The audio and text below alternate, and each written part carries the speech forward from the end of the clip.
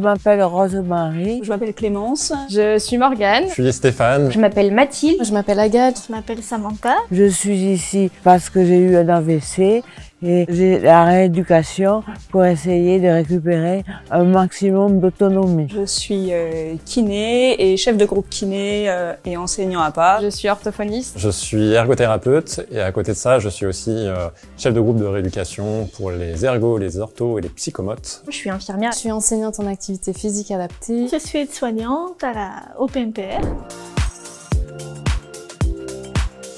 Tous les matins, je vais à l'ergo l'après-midi, je vais chez l'autophoniste, ensuite j'ai au kiné, ensuite j'ai un rendez-vous avec une neuropsychiatre et ensuite on va au gymnase faire des mouvements pour entretenir les muscles. Les journées sont bien remplies. Je vais avoir sur une partie du temps pas mal de tâches administratives, de coordination et de gestion. Après, sur mon temps kiné, je vais avoir des prises en charge et avec les patients. Quand ils vont arriver, on va leur expliquer comment va se dérouler la rééducation, pourquoi est-ce qu'ils sont là, comment est-ce qu'on va pouvoir les accompagner. Le but étant aussi qu'ils s'autonomisent de leur côté pour qu'ils soient acteurs dans leur rééducation. On prend en charge les patients donc, qui ont fait généralement des AVC ou des traumas crâniens. Du jour au lendemain, le patient perd son moyen de communication, le langage.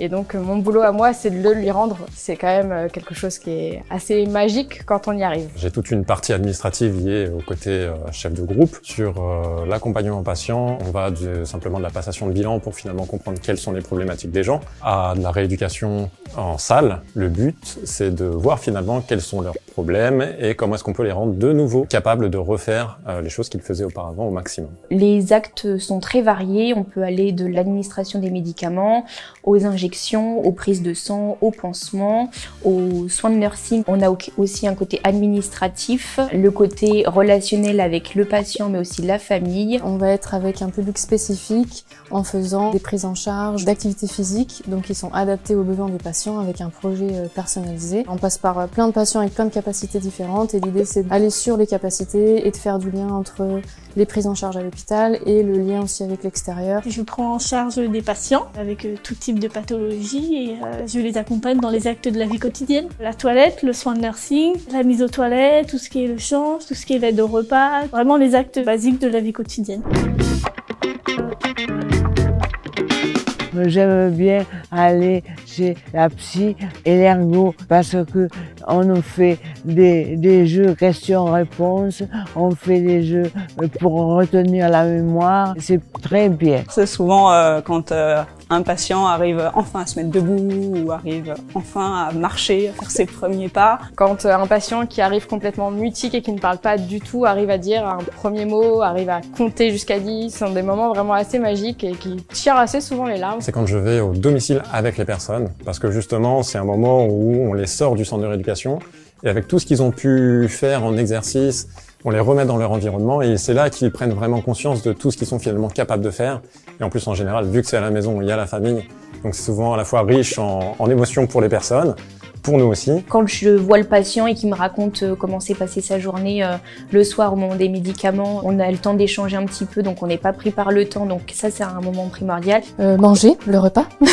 Je préfère, je pense, les prises en charge collectives avec vraiment de l'activité physique, soit en lien vraiment avec un sport. Le matin, quand je suis au plus près des patients pendant le soin, des fois on n'est pas dans le rush.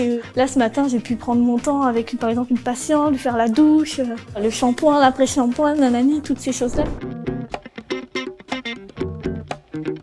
Je m'appelle la Dame du Sud. Il parle en faisant mon accent. Ça me fait rire et je réponds avec mon accent, bien sûr. Là, je pense à un patient qui cherchait comment écrire la lettre B et qui me fait B comme et oui, du coup, il a réussi à écrire son B, donc on prend.